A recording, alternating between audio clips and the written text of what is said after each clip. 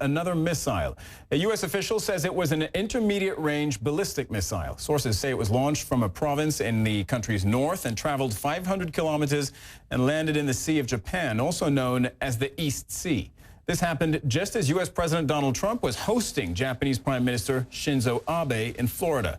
Standing side by side, both leaders made brief statements about Pyongyang's latest provocation. 今般の北朝鮮のミサイル発射は断じて容認できません。 North Korea's most recent missile launch is absolutely intolerable. 北朝鮮は国連決議を完全に遵守すべきです。 North Korea must fully comply with the relevant UN Security Council resolutions. 先ほどトランプ大統領との首脳会談の中において、米国は常に 100% 日本と共にあるということを明言されました。そしてその意思を示すために今私の隣に立っておられます。 During the summit meeting that I had with President Trump, he assured me that the United States will always with Japan 100%. And to demonstrate his determination as well as commitment, he is now here with me at this joint press conference. 私とトランプ大統領は日米同盟をさらに緊密化し、そして強化していくことで完全に一致をいたしました。 President Trump and I myself completely share the view that we are going to promote further collaboration between the two nations, and also we are going to further reinforce our alliance. 私からは以上です。 That is from myself.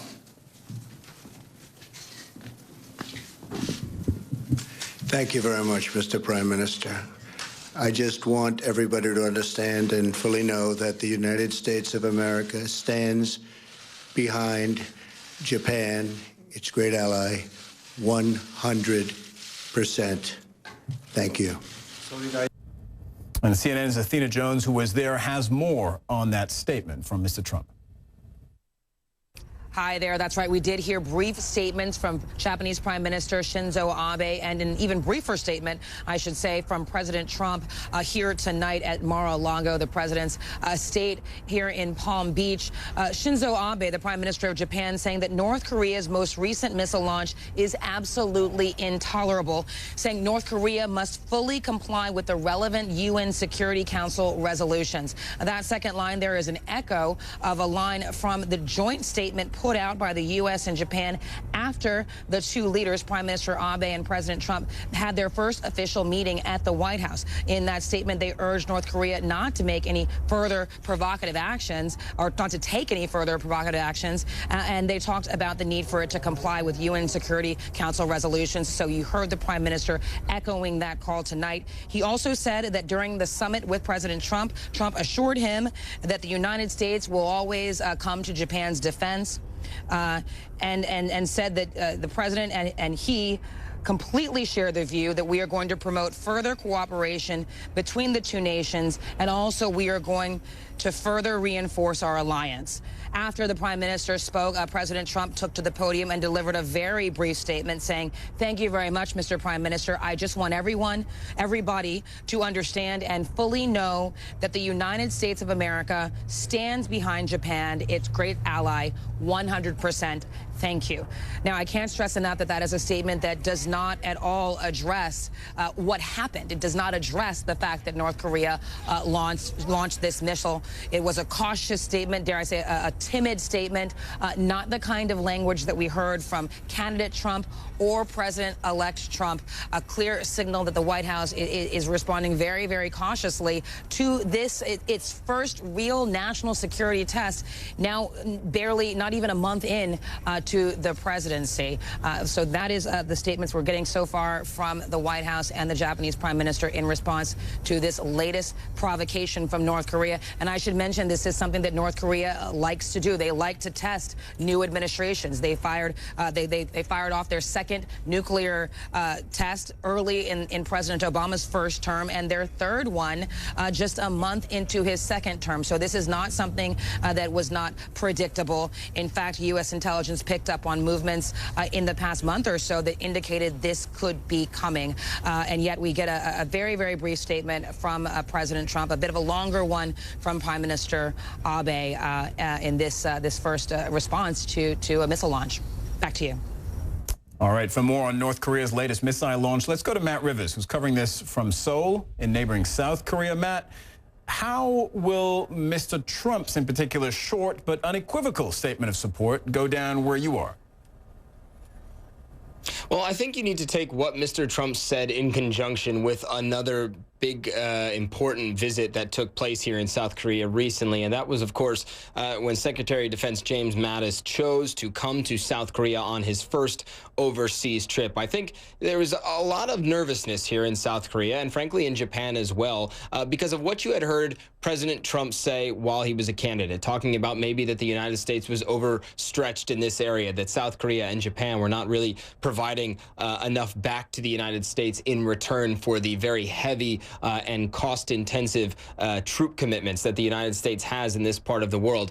But hearing the president come out and so unequivocally say that the United States stands with Japan, and you take that in conjunction with what the Secretary of Defense said when he was here, which was something very, very similar, that the United States relies on its allies in this part of the world to help combat the North Korea threat, and that, of course, would be South Korea and Japan, the allies in the region. I think people here in South Korea, and specifically government leaders, are going to look at that and take that as a positive note, that they can expect help from the Trump administration, expect the continued support of the United States that the South Koreans have come to rely on for so long now.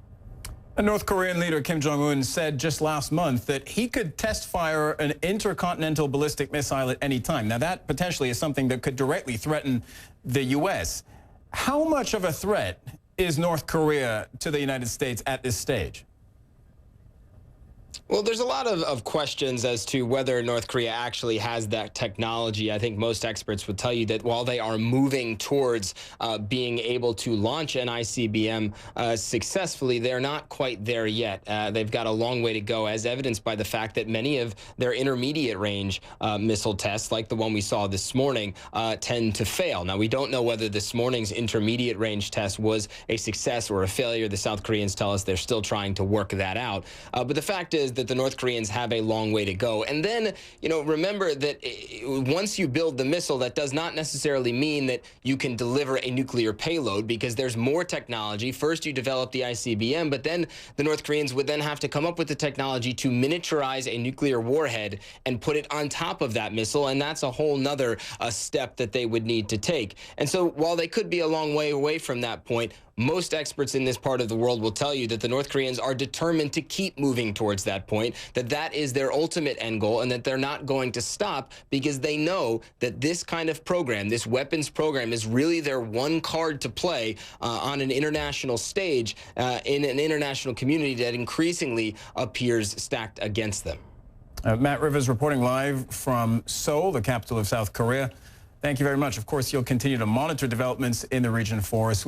Earlier, I spoke with Christopher Hill, the former U.S. ambassador to that country, South Korea. He's one of the foremost experts on this issue, and here's what he had to say about the first North Korean missile test since Donald Trump became the U.S. president.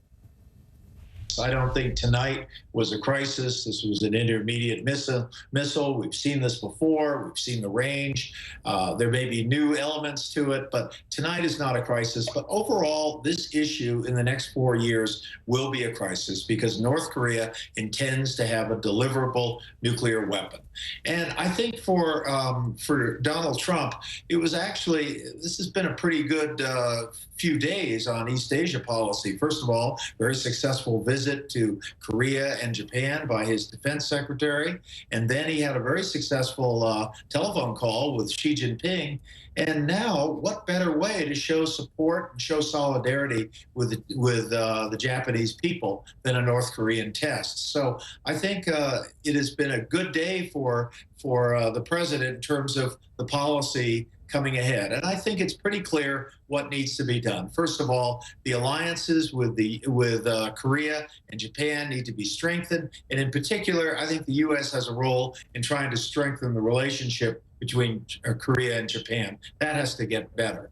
The alliance needs to be strengthened, and it needs to be strengthened through the delivery of America has at its best, which is this anti-ballistic missile system. And finally, he's going to have to pivot over and work with the Chinese on this, because they need to be part of the solution, not part of the problem. Right, and he has pointed that out. He has in fact said in no uncertain terms that the Chinese were not helping enough when it comes to North Korea.